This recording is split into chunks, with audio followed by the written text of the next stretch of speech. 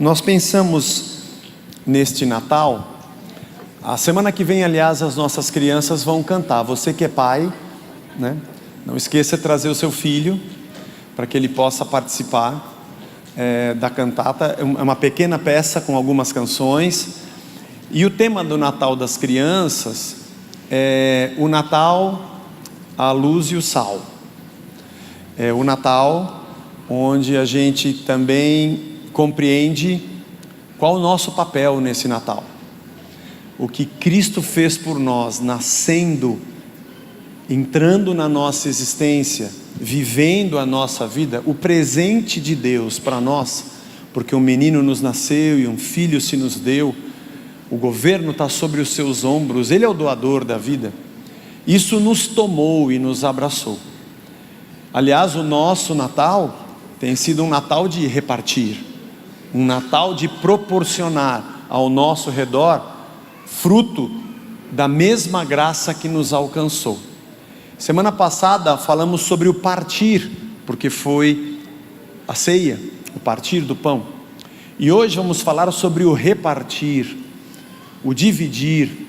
Natal é sempre um momento em que o mundo inteiro, independente de vermos a comemoração de uma maneira cristã, com o presépio, com fé ou não, é um momento em que as pessoas estão mais solidárias, elas estão prontas a fazer algo, a presentear, sem a gente partir aqui para nenhum juízo de valor sobre fé ou não, pouco importa. Parece que esse sentimento do Natal, de que é uma época em que eu preciso fazer algo por alguém, resguarda ou preserva um pouco do que a fé cristã trouxe. Porque independente das pessoas hoje comemorarem o Natal sem o sentido de Cristo, sem terem uma fé no nascimento do Filho de Deus, ainda que no Natal as pessoas pensem no Papai Noel ou no presente que vai ser dado, mesmo que não seja preservada aquele pressuposto da nossa fé, é inegável que o mundo ocidental, que se desenvolveu no berço do cristianismo, guarda dentro dele a generosidade e a solidariedade, que é inegável. Ainda que se negue a fé e que não se comemore o Natal pelo nascimento do Filho de Deus, se preserva o sentimento de doação. Isso é muito importante, porque talvez esse sentimento de doação, essa generosidade em repartir, seja a melhor ponte que nós tenhamos de acesso às pessoas para apresentar o que cremos. Quando alguém diz assim, as pessoas no mundo comemoram o Natal sem pensar em Jesus, bom, a sociedade não é a igreja, isso não me assusta, nem me traz nenhum problema. Esse é o curso natural da vida. Mas a generosidade que se encontra nas pessoas é o caminho que a gente tem em comum para demonstrar tudo o que cremos e por que fazemos o que fazemos.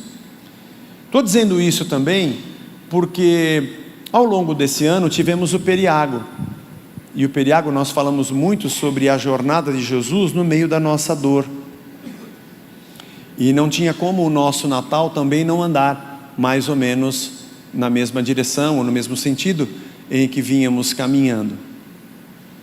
Uma segunda coisa antes de eu falar, já falando, quando um pastor vai pregar um texto expositivo, e por exemplo, como tivemos o ano passado que nós falamos sobre 1 Coríntios, e a cada semana nós estávamos aqui estudando um trecho daquele livro de Coríntios, e foi um ano muito especial para nós, o ano passado. Nós temos uma tarefa, a tarefa de olhar para o texto e destrincharmos o texto, e irmos em cada sentido do texto. Eu não sei se você se lembra, conversamos sobre a história de Corinto, como era aquela cidade, o que acontecia com o comércio daquela região, e o porquê Paulo escreveu daquela forma, o que tinha acontecido com a igreja, as cartas que iam e vinham. Nós temos que entender um cenário para entender aquele texto. Esse é um papel, é uma tarefa do pregador. Quando a gente tem um tema, a tarefa é igual, só que diferente. O tema leva a gente não a um texto específico, mas pode levar a gente a muitos textos, porque às vezes aquele tema não é abordado por um único texto apenas, e é um outro tipo de desafio. Eu quero que você fale sobre violência. Bom, eu vou ter que pesquisar todos os textos que falam sobre violência, qual a ligação que eles têm, para termos uma ideia bem ampla nas escrituras sobre a violência, por exemplo. Bom, esse é o que acontece com um domingo como esse. Bom, aconteceu esse ano todo, já que o nosso tema era Periago, e nós tínhamos um tema central, não um livro, para irmos todos os dias e estudá-lo. E o tema de hoje é repartir, e foi isso que eu fiz essa semana. Eu fui pesquisar o que a Bíblia fala sobre isso, como que a gente pode pensar em repartir, mas tendo como base o Natal. O interessante é que eu encontrei diversos verbos diferentes no Novo Testamento, que nós traduzimos como repartir. Como você sabe, nem sempre a palavra que a gente está lendo em português tem a mesma correspondência na língua original, seja no hebraico, seja do Antigo Testamento ou no grego do Novo. E nós temos acho que 5 ou 6 verbos diferentes que nós traduzimos como repartir. Tem o partir, tem o dividir, isso no grego, né? Tem o compartilhar, e tem o repartir também. Textos como a ceia de Jesus com os discípulos, a multiplicação dos pães em que ele repartiu, o filho pródigo em que o pai repartiu os seus haveres com o filho mais novo, enfim, não eram os mesmos verbos, mas eu me deparei com um texto, irmãos, que me chamou muito a atenção,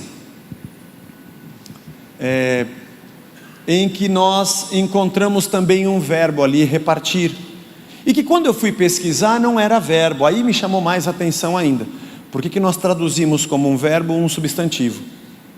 Eu gosto dessas coisas na Bíblia, eu gosto de ir nos detalhes, porque quem escreveu se preocupou em escrever com um detalhe. Então deixa eu prestar atenção que tem alguma coisa aqui especial. Eu gosto disso. Eu não gosto de pensar que a Bíblia foi escrita de qualquer jeito. Coloca qualquer palavra aí. Nós não somos assim. Quando a gente elogia ou quando a gente dá uma bronca, a gente escolhe a palavra certa. Quando a gente quer agradar ou quando a gente quer ferir, a gente sabe que palavra a gente usa. E quando alguém escreve, dada a importância da vida no Evangelho, escolhe também coisas especiais para falar de coisas especiais. Eu vou ler um texto que não tem nada a ver com o Natal e não tem nada a ver com o presépio, que está em Filipenses capítulo 1 Timóteo capítulo 6. Nós vamos ler 2 versículos, o 17 e o 18, e eu vou explicar por que eu estou lendo esse texto. E fala, o que o Zé está lendo esse texto para falar do Natal, que é repartir? Mas você vai entender, espero. Paulo diz a Timóteo, que era um pastor da igreja de Éfeso, aonde Paulo o deixou, um pastor jovem, e as 2 cartas a Timóteo são cartas de recomendações e de conselhos a um jovem pastor, e chega nessa parte em que ele vai falar sobre como ele deve lidar com gente que tem bastante. Então ele fala assim, Timóteo, exorte os ricos deste mundo, que não sejam orgulhosos, nem depositem a sua esperança na instabilidade da riqueza. Ensina a galera que tem bastante dinheiro, que eles não devem ficar tranquilos porque eles têm dinheiro, que eles não confiem nisso aí, porque isso aí é instável, é a instabilidade da riqueza, mas que eles dependam de Deus, depositem em Deus a sua confiança, que tudo nos proporciona ricamente para o nosso prazer, que eles façam o bem, sejam ricos em boas obras, generosos em dar e prontos a repartir. Sejam ricos de boas obras, generosos em dar e prontos a repartir. Bom, quando eu pesquisava sobre esse verbo repartir, eu me deparei com esse texto. E eu gosto sempre de ir ler no original, ver o que está escrito. E no original não tem esse verbo. Não tem o prontos em repartir. No caso aqui, no infinitivo. É um substantivo. É uma palavra que nós não temos tradução exata na língua portuguesa. Isso é bem interessante. É a palavra koinonikos.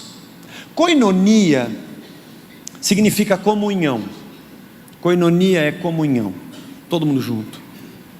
O verbo, o koinonel, é um verbo que significa deixar alguém fazer parte. É bonita a tradução desse verbo. Ele significa, o koinoneo significa condividir. Não é só dividir, é você compartilhar o que você divide com alguém que divide com você. É ser um. Esse verbo, o koinoneo, ele reporta a gente lá para o Éden. Quando Deus cria tudo e o homem e Deus vivem em comunhão com tudo que existe e com o próprio ser, o Senhor. E quando o homem peca, o que ele perde de mais importante não é o fato de não ter mais aquele fruto ou de não morar mais naquela terra, é de não ter mais aquela ligação perfeita com o Criador. É a ruptura dessa comunhão perfeita, dessa coisa do que eu tenho é seu e você é meu e nós somos um, como Jesus, o Filho, o Pai e o Espírito são um, que aliás, na oração sacerdotal de Jesus, em João 17, ele ora e diz: Pai, que eles, os discípulos, sejam um, como eu e tu somos um, que essa comunhão perfeita exista entre as pessoas que o Senhor me deu, que eu esteja neles, eles em mim, como eu estou em ti e o Senhor está em mim. É muito lindo João 17, a oração de Jesus. Assim como o Senhor habita em mim, eu vou estar neles, e eles também sejam um entre eles, e um comigo e eu um contigo, e todo mundo é um. Esse termo koinonia, comunhão, não é só vamos ficar junto para comer uma pizza. Isso é muito legal e você deve fazer, mas é uma relação onde um está dentro do outro, aonde nós somos parte uns dos outros, aonde as nossas dores são comuns e nossas alegrias também. Geralmente a gente pensa em koinonia como um sentimento de festa. Também significa isso. Você está se alegrando, eu me alegro junto com você. Vamos fazer uma festa, convida toda a galera. Isso aqui é koinonia, isso aqui é comunhão. É uma parte dela. A koinonia também significa eu sentir a dor que você sente, assim como eu sinto a alegria que você tem, e vice-versa. E um pelo outro, porque nossas vidas estão não apenas entrelaçadas, mas elas fazem parte umas das outras, como Cristo habita em nós. Isso é um desafio, irmãos, louco. No mundo maluco que a gente vive, na velocidade, nos interesses individuais de cada um, isso é uma loucura. Isso é um ideal, eu só não diria utópico, porque o Espírito Santo pode todas as coisas, mas para o ritmo da sociedade que nós vivemos, esse tipo de relação, ele é quase utópico. A igreja talvez seja o único, não talvez não, com certeza, é o último e o único reduto aonde se oferece uma verdadeira comunhão, porque ela não é feita por interesses humanos, ela é mediada pelo Espírito Santo. É o Espírito Santo que me quebra para que eu te reconheça, e te quebra para que você me conheça, e que nos molda a imagem de Cristo, para que nos doemos como Ele se doou. Isso não acontece sem a mediação do Espírito. Isso é impossível de acontecer. Nossos interesses e individualidades jamais nos permitiriam fazer isso. A gente encontra na vida até pais e filhos que não conseguem ter isso. Uniões matrimoniais, quase impossível você ver isso. Quando isso acontece, é digno de troféu. Olha há quanto tempo essas pessoas estão juntas, pelo fato de que a vida é comum, é a mesma. Bom, e eu me deparo com esse texto que tem um substantivo que tem a mesma raiz, derivado desse verbo, dessa ação, koinônicos. O que é koinônicos? Nós traduzimos koinônicos com dois termos: prontos em repartir. Prontos em, gente pronta a repartir. Nós não temos uma palavra que resume isso. E mesmo prontos em repartir, não consegue alcançar tudo o que isso significa. É muito profundo. Eu não sei, é generoso, dadivoso. São algumas palavras que tentam traduzir. O mais incrível, uma outra coisa que é curiosa, existe um negócio na língua, na linguagem, na gramática, como é que eu posso dizer? Na literatura, Na linguística, Deus me ajude com a minha falta de termos aqui. Mas enfim, na obra literária, em geral, que é chamado de rapax legomenon. O que é isso, Zé? É um negócio louco. É quando você acha uma palavra escrita numa obra literária e que ela nunca foi escrita. Esse termo grego rapax legomenon significa foi dito uma vez só. É muito interessante isso. Palavras que a gente nunca ouve. Quando você ouve uma vez e você pode até ouvir, mas quando você vai procurar um escrito, você não acha em lugar nenhum, porque ela não é usada. Ainda mais o grego koiné, que foi escrito no Novo Testamento, que é uma língua que não se fala mais. Essas palavras são difíceis de traduzir, porque você só viu ela escrita uma vez, não tem paralelo e não tem com quem conversar, porque a língua não se fala mais. O Novo Testamento tem 700 rapax legomenon. Tem 700 palavras. O Antigo tem 1.700 palavras que nunca foram ditas. É louco isso, né, irmão? Como é que você traduz uma palavra que ninguém sabe o que ela significa? Essa, no caso, tem uma raiz comum com a koinonia. E eu achei muito incrível, porque quando eu encontrei isso, eu falei, deixa eu ver onde mais tem. Não tem mais. Paulo usou só essa palavra para falar um sentimento muito profundo, e ele não usou outro, ele usou um termo muito abrangente, que ele está querendo dizer alguma coisa para nós. 2000 anos depois, ele não pensou nisso, mas estamos nós aqui sentados num domingo, tentando entender o que ele quis dizer para nós. Mas isso aqui para mim, é um sentimento que não se encontra em lugar nenhum, porque ele é único, só Deus tem isso. O koinônicos é alguém que é um com o outro, é alguém que olha o que tem, e Paulo disse, fala para os ricos dessa terra, que não fiquem confiando na grana que eles têm, porque isso é instável. Eles sejam ricos de boas obras, eles sejam ricos em dar, generosos e prontos para repartir, sejam koinônicos, sejam gente que oferece koinonia, gente que entra dentro de outros e permite que os outros entrem dentro dele, pessoas que abrem a porta para dar lugar, porque o que Cristo fez por nós é muito especial, irmãos. Quando o menino nasceu e o Filho de Deus abre mão e se despoja da sua posição fora do tempo, na eternidade, para se tornar temporal, para depender de alguém que troque a sua fralda. Estamos falando do Deus que criou todas as coisas, porque Paulo diz que sem Ele, nada do que foi feito se fez. João também diz isso. Ele é o primogênito da criação, mas Ele também é criador. Ele é o alfa e Ele é o ômega, Ele é o princípio de tudo. Ele está soberano sobre tudo. Ele tem poder sobre tudo, e com um sopro da sua boca Ele pode acabar com tudo.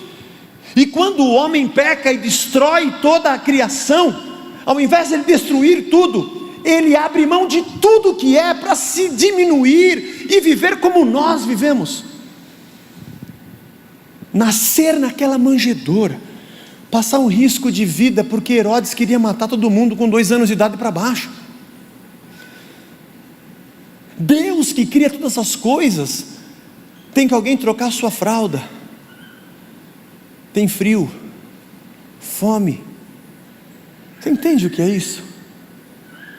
O que significa Deus tomar o nosso lugar? O que a gente celebra no Natal? Quando a gente vê um presépio, como a gente vê ali, e fala, ai que bonitinho, ai como ficou legal, olha, fizeram um presépio mais nordestino, olha, aquele ali é um presépio digital, tecnológico. A gente não para entender a profundidade que tem ali. E você sabe a diferença quando alguém diz, você está com um problema? Eu vou te ajudar, porque eu tenho sobrando. Agora quando alguém diz, esse problema aí é meu, eu estou com você. O que eu tenho agora é nosso.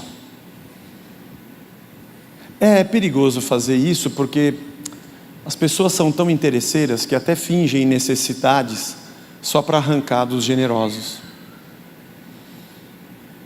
Mas Deus, Ele é koinônicos. Ele é aquele que dá e compartilha, divide sem distinção, reparte, do que tem da sua riqueza Ele dispõe, é generoso, é liberal, coloca tudo o que tem para que a comunidade comungue de toda a sua graça. É alguém que dá lugar a todos. Uma coisa é o homem pecar e Deus falar: tudo bem, você pecou, eu te perdoo. Mas não é isso. Você pecou e está sofrendo, e agora eu vou nascer no meio do teu sofrimento e vou sofrer junto com você, mas eu vou sofrer por você, mas eu vou tirar o teu sofrimento e colocar sobre mim na cruz. Mas mais do que isso, eu vou te abraçar, e mais do que isso, você vai sentar na minha mesa, e agora você vai ser meu filho, e eu vou morar dentro de você. Meu Deus! Eu ouso dizer que nem no Éden o homem tinha sentimento de filho.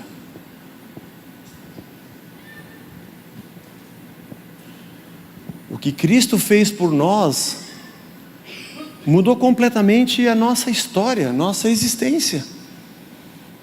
Você consegue perceber a profundidade do amor e da entrega de alguém que nos assimila, de alguém que nos incorpora?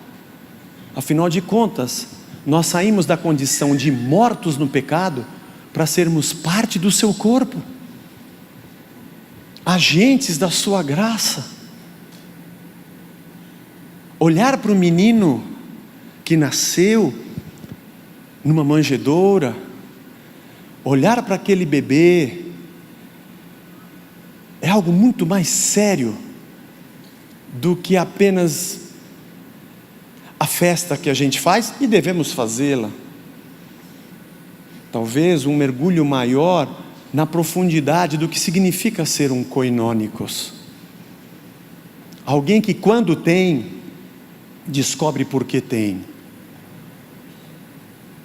e reparte, e proporciona, e abre portas, e recebe, e abraça, e dá lugar, põe em comum, se dispõe e se desdobra, se abre para entregar, ao mesmo tempo que é porta para receber, se torna um, faz com que o outro se sinta no seu lugar, faz com que o próximo entenda que agora tem lar, faz com que o perdido se encontre. Deus é assim, porque quando a gente encontra Deus é como um déjà vu, ou déjà vu para quem fala sem o sotaque francês, é um déjà vu. Eu encontrei Deus, eu falei, mas meu Deus, sabe quando você passa num lugar e fala, parece que eu já passei aqui? Esse é o déjà vu. Meu Deus, já estive nesse lugar, nossa, já vi essa pessoa, ai Jesus, cruz credo, né? E encontrar Cristo é falar, meu Deus, essa aqui é a minha vida, eu sempre estive aqui, é daqui que eu sou, tipo Kung Fu Panda, você é meu pai não é um ganso, meu pai é um avestruz, né, o pai dele, mas não é o pai dele, você sabe, né, é um filme evangélico, você sabe que o Kung Fu Panda não é filho de um avestruz, é de um outro panda, né?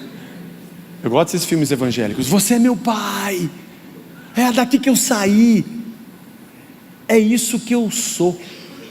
Encontrar Cristo é encontrar nossa identidade, nosso descanso, nosso lugar de origem e nosso destino, para onde a gente vem, de onde a gente vem e para onde a gente vai. Isso nós só descobrimos porque Deus é koinônicos. Você entende que a gente não tem, deixa eu falar generoso, não é isso, tá? É muito pouco para explicar o que é isso. Nós não temos uma palavra em português para explicar, nós traduzimos como prontos em repartir. Mas é alguém que diz, vem para cá, tudo é nosso. Isso é uma loucura no mundo que a gente vive. Eu sei que nós temos muito que avançar, mas eu fiquei muito feliz nesse Natal, de ter a notícia de todos que fizeram isso pelas famílias, pelo que a gente pôde proporcionar, pelo que nós pudemos desenvolver ao longo desse ano. Mas Deus nos chama a sermos koinônicos, a sermos gente que diz, pode vir aqui porque aqui é o nosso lugar, não aqui, mas aqui. Eu encontrei alguém, eu encontrei descanso. Natal é isso. Natal é o movimento de um Deus que, quando os seus se perdem e abandonam o lugar de comunhão, o lugar da comunhão vai até eles. O lugar da vida, o lugar da terra, do fruto, do amor, da compaixão, do perdão, da misericórdia.